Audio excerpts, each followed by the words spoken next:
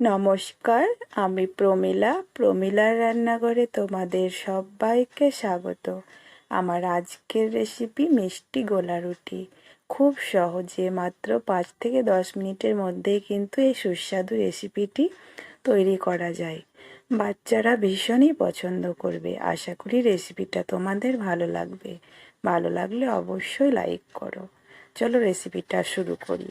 এখানে একটা বাটিতে মেজারমেন্ট কাপে মেপে 2 কাপ আমি আটা নিচ্ছি। আজকের রেসিপিটা আটা দিয়েই বানাবো। ঘরে থাকা উপকরণ দিয়েই কিন্তু হয়ে যাবে। এখানে স্বাদ মতো লবণ দিলাম।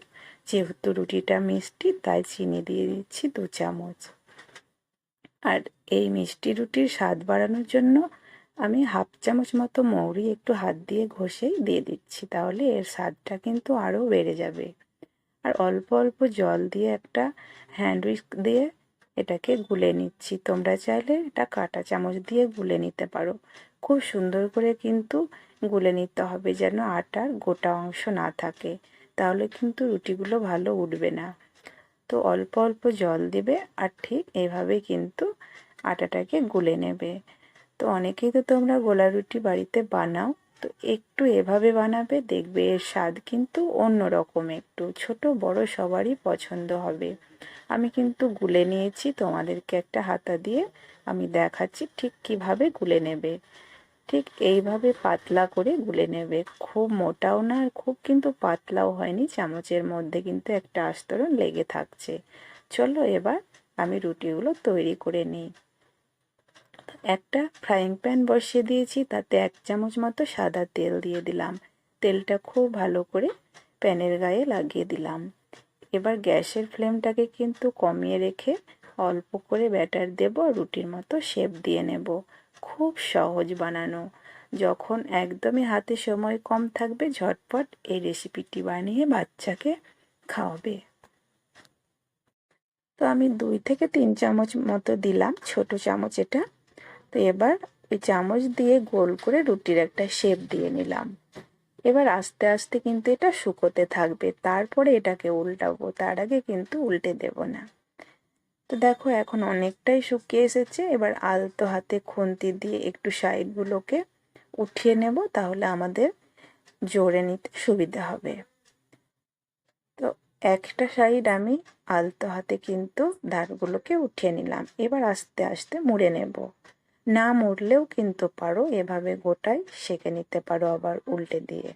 তো আমি একটু মুড়ে দিচ্ছি, বেশি ভালো লাগবে দেখতে, আর বাচ্চারা খুশি করেও খাবে যে এর ভেতরে কি আছে।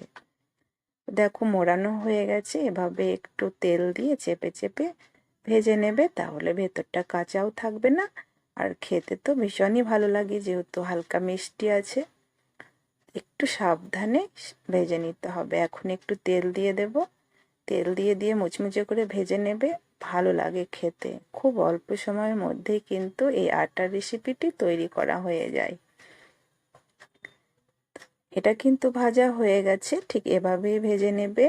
একটু আটার তো তাই একটু সাবধানে বানিয়ে নেবে, একটু প্যানের গায়ে লেগে যাওয়ার ভয় থাকে, তো ননস্টিকের প্যান হলে একটু কম লাগে। তো একইভাবে আমি বাকিগুলোও গড়িয়ে নেব, তোমরা দেখতে থাকো। খুব সহজ রেসিপি, ভালো লাগলে অবশ্যই লাইক করো। আর আমার চ্যানেলে যদি নতুন হয়ে থাকো, চ্যানেলটাকে প্লিজ সাবস্ক্রাইব করে দিও। আর এরকম ঘরোয়া রান্না পেতে পাশে থাকা বেল বাটনটি অবশ্যই ক্লিক করে দিও। তো দেখো একই রকমভাবে এটাকেও আমি মুড়ে নেব। তার আগে অল্প একটু তেল দিয়ে দিলাম, তেল দিয়ে দিলে উল্টাতে একটু সুবিধা হয়।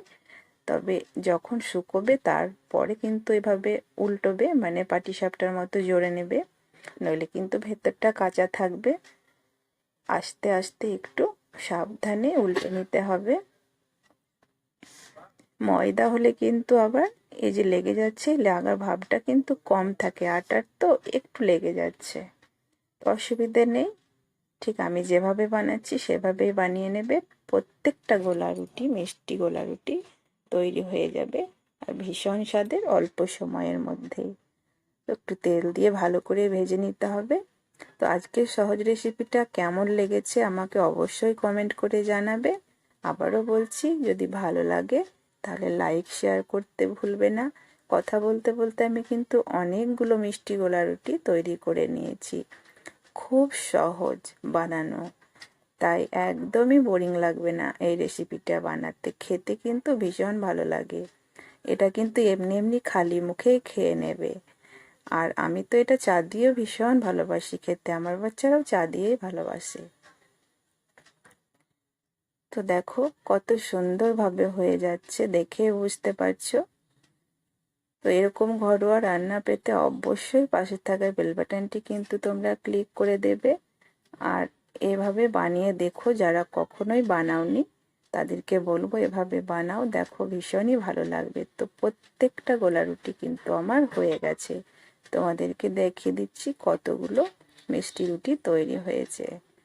তো আজকে এ পর্যন্তই, অনেকগুলো রুটি তৈরি করে নিয়েছি, আশা করি তোমাদের ভালো লেগেছে। আর বাড়িতে এই রেসিপিটা বানানোর অনুরোধ রইল। আজকে এ পর্যন্তই, ভালো থেকো, দেখা হবে পরের পর্বে।